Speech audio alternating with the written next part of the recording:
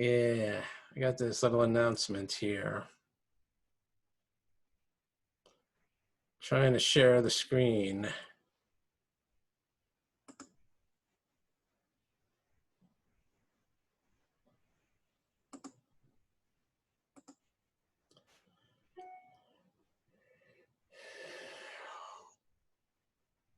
Didn't work.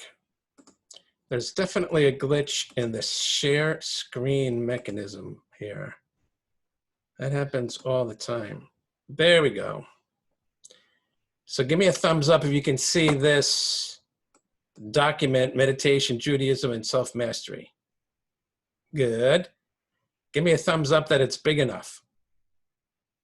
Good. All right, we will begin. Thank you so much and welcome. So we are continuing our study of the meditation of Ruach HaKodesh. And we are branching into another essay by Rabbi Kaplan.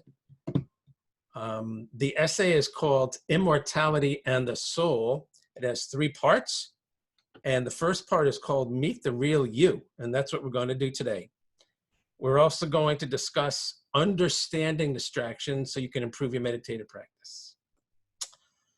As a review, these are the meditative techniques we have covered so far. The Amidah, which is achieving consciousness of God through prayer. Hitbodedut, which is becoming mindful, developing mindfulness through internal and external isolation. And Ruach HaKodesh, or Enlightenment, which is what we're on now, transcending the physical through work on yourself. There's a huge personal growth / self-improvement component to Judaism, and it's a form of meditation. Upcoming, we have unification, experiencing oneness with God by reciting the Shema, which is called a prayer, but it's more than a prayer. And blessing power, meditations to bring you closer to God through mundane acts. Blessings help you do that. So those are items, those are forms of meditation to look forward to. And as you can see, when Aryeh Kaplan said that meditation is part and parcel of our spiritual living, he was not kidding. It's all over the place in all these various forms. Okay, so just to backtrack with Ruach HaKodesh, or Enlightenment, we've been reviewing Rabbi Kaplan's words in meditation and the Bible. And he told us that there are really 4 components to the soul. There's really, he's referencing 3 advanced components of the soul: the nefesh, the ruach, and the neshama. The 3 most important levels, they're called. And in order to climb through these levels, you have to work on yourself and develop certain personal qualities. Study, carefulness, diligence, cleanliness, abstention, purity, piety, humility, fear of sin, and holiness. That's quite a recipe of stuff. But the point is that you need to work on yourself and develop personal qualities. Okay. We then branched into Ethan Dorshav in his essay, Soul on Fire, A Theory of Biblical Man, so that we can get a little bit more insight into what are these levels of the soul, the nefesh, ruach, and neshama. And he really gave us a lot of details. In particular, this is how he summed it up in his the final chapter of his essay. He said basically that the Bible teaches how to distinguish within each one of us the material, the dynamic, the relational, and the ideal. The material meaning the basar and eitzim, the body, the biosphere, the part of the biosphere that we belong to. The dynamic, meaning the nefesh, part of the water sphere regarding movement. You know that water is always moving. The relational, the ruach, where we're connected to other breathing creatures, especially people, and we have a social identity. And the ideal, the neshama, which goes up to the heavens and becomes part of God in some way. In doing so, he says, it allows the ideal I to shed not only the physical body and mortal life, but also the constituent of social relativity.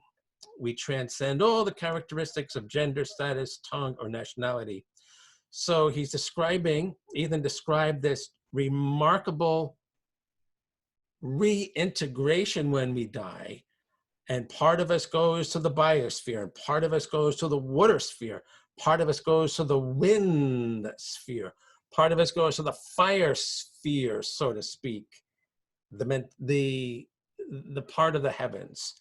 That's what happens when we die in the large picture. And he wrapped it up by saying that our neshama in some way is our name and captures our name. And it's much more than just Darren Dorenzo. There's much more to our name than the formal words. And in some way, we hope that our name combines to form God's name, whatever that means. And when we say Kaddish, he was talking about, we express that hope. We hope that the neshama, or the name, the essence of that person, joins to form God's name, whatever that means. Okay, that was an earful. And obviously it's going to require a lot of work to dive into that idea in various angles, but it's essential because that is the basis of working on yourself and developing this personal characteristics to be able to understand this stuff, as highfalutin as it is. Okay. So what we're going to do today is try to get a little bit more of an understanding of the death process from a personal point of view, not from the macro point of view, but from the micro point of view. Again, the macro point of view is talking about your various material and soul components going into their various spheres in the environment. But what about you? What happens to you? Okay, and will this give us any insight into the idea of our neshama somehow forming God, joining with God's neshama, so to speak, or our name helping to form his name, whatever that means. So in classic form, Rabbi Kaplan has thought a lot about this, and this is what he says, at least in this essay. We're going to be looking at this book, the R.A. Kaplan Anthology, Volume 1. It's really a synthesis of 4 books, and they're all spectacular. And in this one, we're looking at an essay called Immortality on the Soul. The first chapter of that is Meet the Real You, and this is what he says. I have kind of a synopsis right here. It's not too long. This is what he says. Look at your hand. What do you see? A part of your body, an appendage made of bone and sinew covered with flesh and skin. It is filled with nerves, blood vessels, and lymph ducts, which run through it and connect it to your body, making it part of you. You can open and close your hand. It obeys every command that your mind sends to it. It is yours, a part of you. But what are you? Who is the real you? What happens when you tell your hand to open and close? How does your mind will it to obey its commands? Now point a finger at yourself. If you are an average person, you will point a finger at your chest. People do that. They go like this. This is, give it to me. This is mine. People do that, right? They go like this. Give it to me. You think of yourself as your body, but is your body the real you? Not long ago, a person could consider his own body an integral part of himself. You were your body and your body was you. But this is no longer the case. Scientific progress has changed the entire concept of human personality and identity. Heart transplants are now an almost commonplace occurrence. I know 2 people in this town that have had heart transplants. They do not even make the news anymore. A man can live with another person's heart beating in his breast, and they're still alive. If we would ask such a man to point to himself, would he point at his heart? Is this transplanted heart really part of him? Is the heart that beats within your breast the real you, or is it something else entirely? Researchers are predicting that within the next decade, so this is like in the 80s, so he's talking about by the end of the 20th century, within the next decade or two, brain transplants may be possible. This would force us to completely reevaluate the concept of human personality. Imagine what it would be like to undergo a brain transplant. No kidding around, you need a new brain. No, we're talking serious stuff here. Imagine what it'd be like to undergo a brain. A man might be suffering from an incurable disease in his body, but still have a healthy brain. The donor, on the other hand, would have suffered irreparable brain damage, but otherwise have a perfectly sound body. The brain is removed from the sick body and placed in the healthy one. I bet you they're doing that right now. Who is the new man? We have an old brain with all its memories, personality traits, and behavior patterns, but it has a brand new body. The old body might have been old and sick, while the new one may be young and full of energy. Let us ask this man to point to himself. Will he point to his body? Is the real you your body or your brain? Actually, and he says parenthetically, an analogous question is raised in the Talmud. As is well known, in the case of an unsolved murder, a special sacrifice, the Egla Arufa, was brought by the city nearest the corpse. The Mishnah raises two questions. What if the head is found in one place and the body in another? Gotta love the Mishnah. They ask the nitty-gritty questions. And if the body is equidistant from the two cities, from what portion of the body do we measure? In both cases, Rabbi Eliezer states that we measure from the body, while Rabbi Akiva states that we measure from the head. These are practical problems, actually. The halacha follows Rabbi Akiva. How do you like that? So here we have a precedent of like 2,000 years ago of asking this question, how do you identify a person, the body or the head? And in this case, according to Jewish law that deals with burying a lone body, it goes by the head. A brain transplant raises enough questions. How about a memory transfer? The science of cybernetics has discovered many similarities between computers and the human brain. Computer technology allows one to program a memory transfer, taking all the information contained in one computer and transferring it to another. All that passes from one computer to the other is information. What if this were done with the human brain? This may lie in the realm of science fiction, but even if it will never be possible in practice, it is certainly possible in theory. Let us try to envision such a memory transfer. Assume we have a person with an incurable disease where neither the body nor the brain can be salvaged. We clone a new body for this individual, brain and all. The possibilities of doing this have already been discussed at length in the literature. This new body has a blank new brain, capable of functioning, but without any memories or thought patterns. As a final step, we accomplish a memory transfer, bringing all the information from the sick person into the brain of the new body. Mind-blowing. And by the way, for those of you that know about the Golem, who made the Golem? The Ramchal. Maybe that's what we're talking about. A creation of a body without a mind. Or a soul. We now have a fascinating situation. If all of a man's memories, thought patterns, and personality traits are transferred to a new body and brain, this person literally exists in his new body. But nothing physical has been transferred.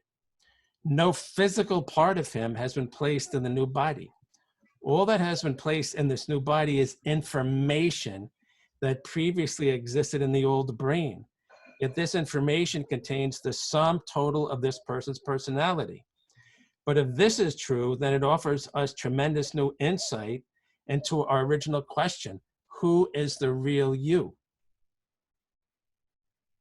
The real you is not your body, not your brain, but the information contained in your brain, your memories, personality traits, and thought patterns. Not physical. And as an added note, he says, the philosophical Kabbalists write that the spiritual world is a realm whose substance is information. Now, he doesn't give a notation here. I don't know what, I guess the Kabbalists were writing in Hebrew or Aramaic. I don't know what word they're using for information here. Or maybe Arabic too.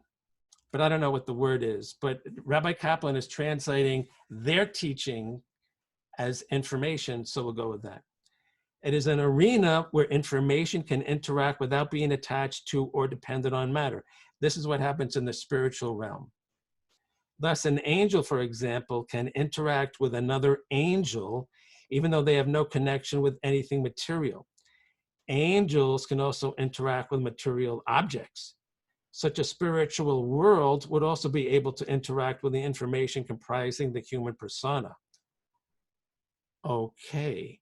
So he's saying, based on his study of the Kabbalists, that there's a spiritual realm outside this physical realm, and that there are distinct entities in the spiritual realm that can connect with one each other. They're actually distinct entities in the spiritual realm. It's not all like one mess. One spiritual entity, another spiritual entity, with no physical component, like an angel. They can interact.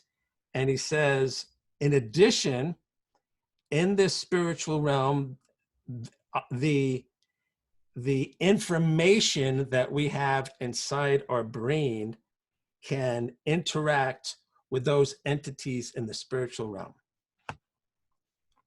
So what happens when a person dies? We know that the body ceases to function. The brain becomes inert and the physical man is dead. Obviously, woman is going by man, woman as well. But what happens to the real you, the human personality? What happens to all this information, the memories, the thought patterns, and personality traits? When a book is burned, its contents are no longer available. When a computer is smashed, the information within it is also destroyed. Does the same thing happen when a man dies? Is the mind and personality irretrievably lost?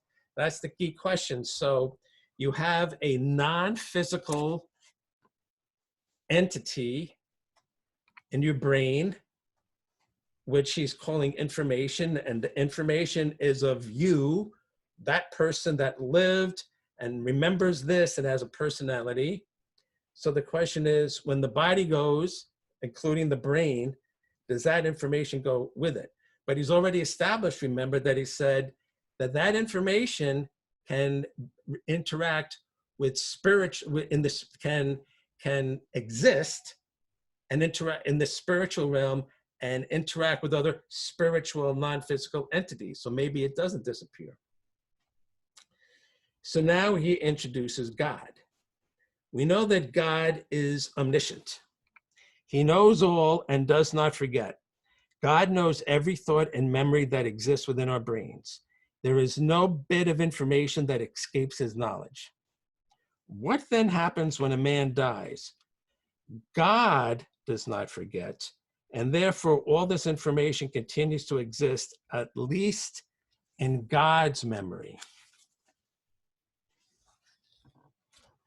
Okay, we'll go on for a second here. An allusion to this is also found in the Kabbalah, he says. Gan Eden, or paradise, is said to exist in the Sephira, the realm of Bina, the divine understanding. This may well be related to the concept of memory. Souls, on the other hand, are conceived in the sphere of da'as, knowledge. One may say that while we live, we exist in God's knowledge, da'as, and after death, we exist in his memory, being. Okay, that's for another time. That's really stretching our realm here. We may think of something existing only in memory as being static and effectively dead. But God's memory is not a static thing. The sum total of a human personality may indeed exist in God's memory, but it can still maintain its self-identity and volition and remain in an active state. The sum total of the human personality existing in God's memory is what lives on even after man dies.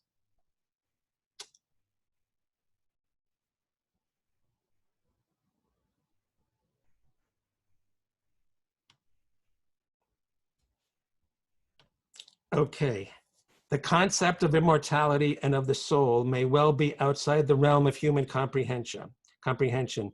No eye has seen it other than God. However, our limited understanding of both God and man can provide us with some degree of perception into our ultimate future.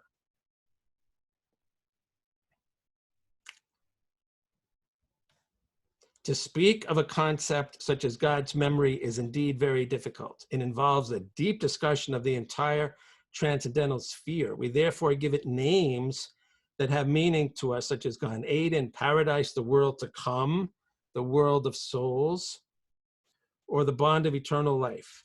However, the Bible speaks of immortality as a return to God himself. And he's quoting Ecclesiastes, the dust returns to the dust, as it were, but the spirit returns to God who gave it. So what he, as my understanding of what he's saying is that we have information, we are developing memories, we're developing a personality, and we are, we have a life that can be considered information that persists after the body goes. And how do we know it persists? And Rabbi Kaplan is stating that that memory, that information is part of God's information, in the sense that God stores for us our memories and our personality and our life.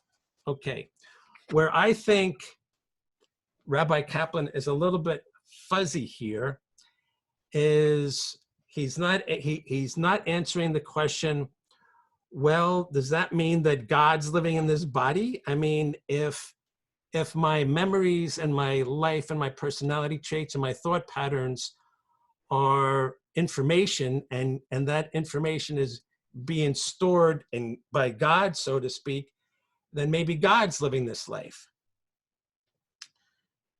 That's actually not a bad question to ask based on the way Rabbi Kaplan is explaining this.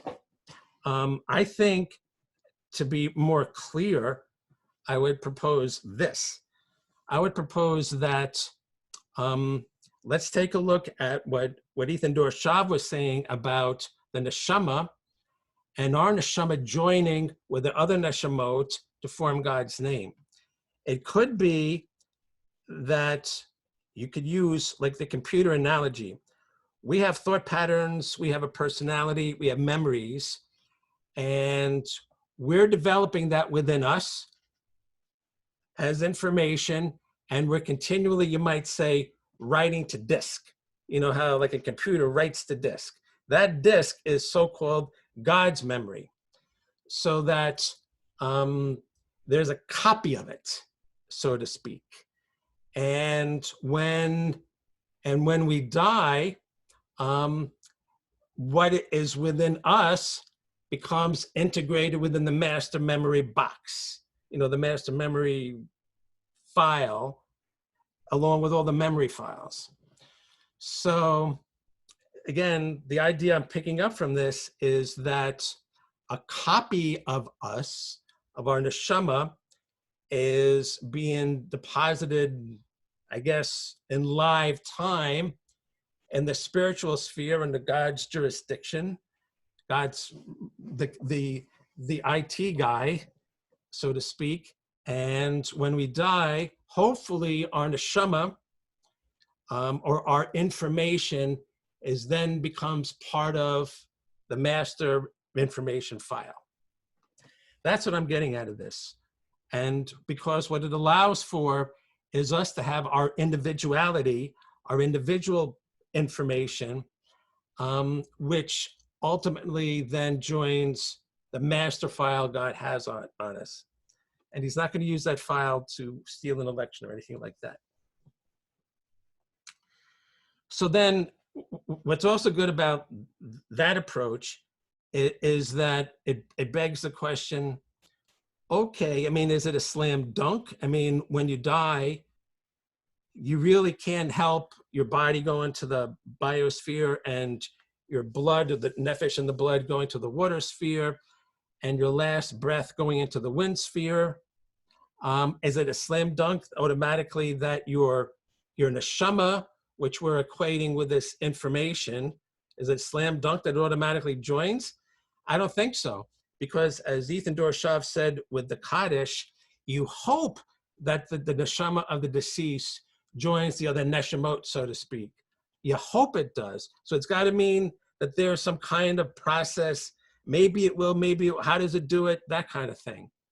And does that have anything to do with the work on yourself? Meaning, does the way you live and the personality characteristics you form for yourself, do they influence at all the passage of your neshama into the spiritual sphere? If you mess it up, does that mess up the transition? If you get it right, does that ease the transition? That's where the computer analogy kind of falls short, because the computer, just writes to disk what you're doing.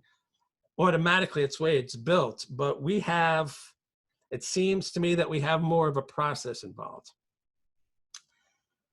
And that's where we're going to pick up next week in the next essay called The Naked Before God. Okay, that is an earful. Okay.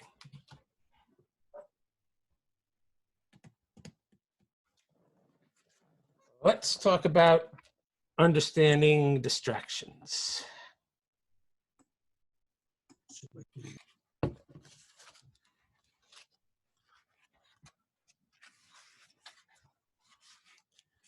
This is what Bhante says.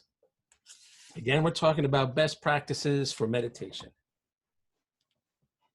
So there you are, meditating beautifully. Your body is totally immobile and your mind is totally still. You just glide right along, following the flow of the breath, in, out, calm, serene, and concentrated. Everything is perfect. And then, all of a sudden, something totally different pops into your mind. I sure wish I had an ice cream cone or a bowl of custard. That's a distraction, obviously. That's not what you were supposed to be doing. You notice that, and you drag yourself back to the breath, back to the smooth flow, in, out, in. And then, did I ever pay that gas bill? Another distraction. You notice that one, which is what he says you're supposed to do. You apply your mind to it, become mindful of it, and it loses its power. You notice that one, and you hold yourself back to the breath, in, out, and then that new science fiction movie is out. Maybe I can go see it Tuesday. No, not Tuesday. Got too much to do on Wednesday. Thursday's better. Another distraction. You pull yourself out of that one, and back you go to the breath, except that you never quite get there, because before you do, that little voice in your head says, my back is killing me. And so on it goes, distraction after distraction, seemingly without end. What a bother. But this is what it is all about. These distractions are actually the whole point. The key is to learn to deal with these things. That's why we say, when we meditate, when we prep, and when we say, choose a focal point, let's say it's your breath, focus on your breath going in and out of your nostrils. And when you lose focus, which is what you will, simply go back to the breath. That is the exercise. That is the meditation, developing that skill. And that's what he says.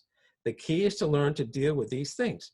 learning to notice them without being trapped in them. That's what we are here for. This mental wandering is unpleasant, to be sure, but it is your mind's normal mode of operation. Don't think of it as the enemy. It is just a simple reality.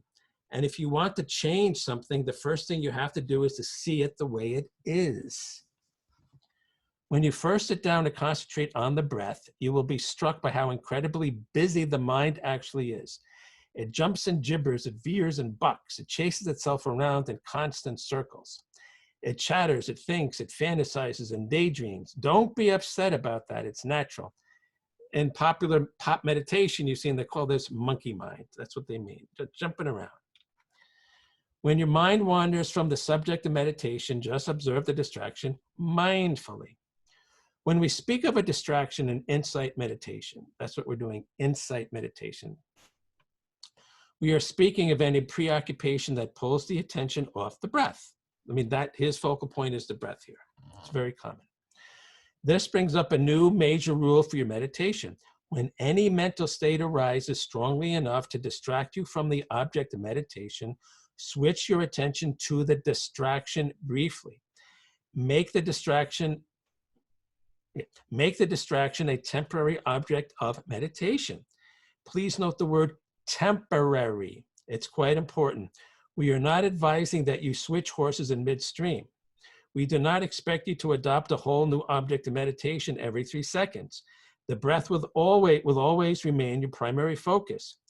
You switch your attention to the distraction only long enough to notice certain specific things about it. What is it? How strong it is it?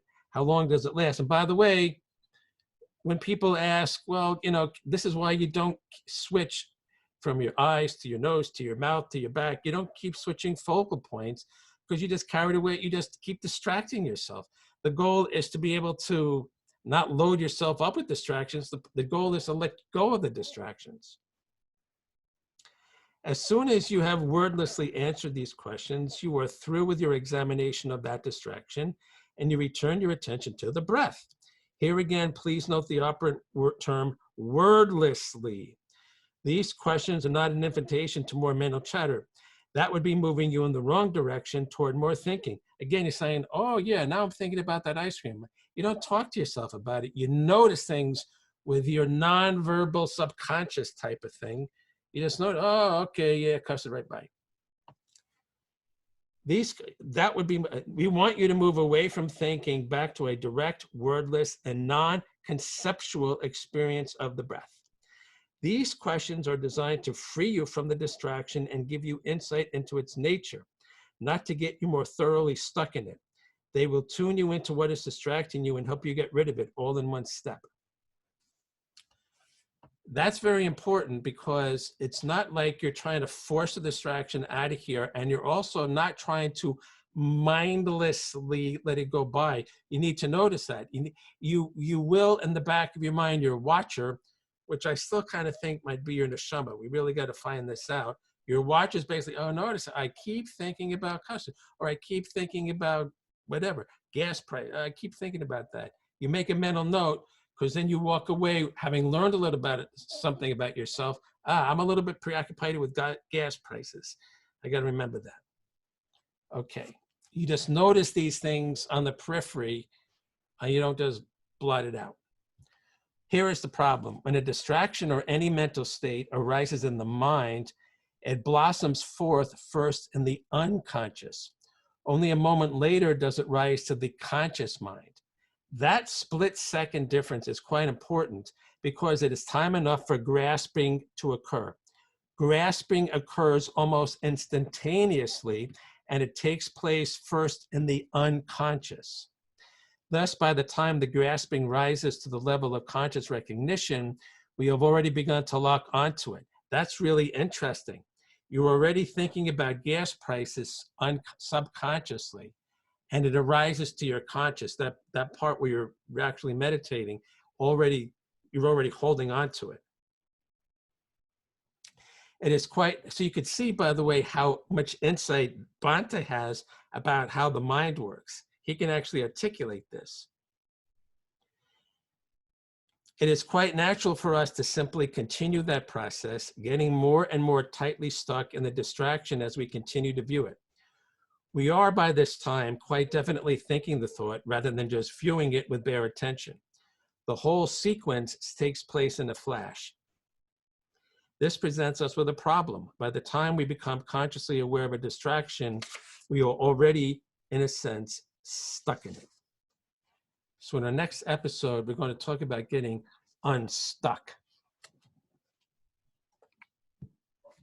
So what this is telling us, it's telling us something very interesting. What it's telling us is that when we develop the skill to separate ourselves from our thought stream, that skill is being developed subconsciously. So that the stronger that skill is, the less frequently you will be grasping onto the thoughts in your subconscious. So that when they emerge to your conscious, they're just going to float away. You're not going to be holding on to them. So it's not as if the skill we're developing is to be used consciously, because then it's too late. It's subconsciously. That's the power of it. That's why it becomes an automatic thing. And the more you meditate, the more you learn to have that control, the more it becomes part of like your operating system. And that's why it becomes your default mechanism when you get excited or overwhelmed, whatever, you're automatically separating yourself from it. You're more in control of you because the skill has been internalized. That's the power of this. And that's why, for example, like in traditional martial arts, the saying is that meditation is the foundation of true martial arts, because that skill of self-control is so profound that somebody can be in an extremely threatening situation, exposed to danger, but they will not get carried away with any of their fears. They might even feel fear, but the fear will not govern them because they built the internal mechanism to not run away with the fear, and they'll be able to perform as they trained. And you can see if you can do that, if you can develop that kind of skill in a physically threatening situation, how much easier it would be to control yourself in a situation that doesn't pose as much of a threat, but is still disturbing or alarming or threatening in some way, somebody yelling or whatever the situation, guy to road rage. So you can see the power of, you're actually programming your subconscious to help you retain control. It's like having a better operating system in your computer. That's the power of this stuff. And it's really important. Okay. And on that note, we are going to meditate. We will stop recording.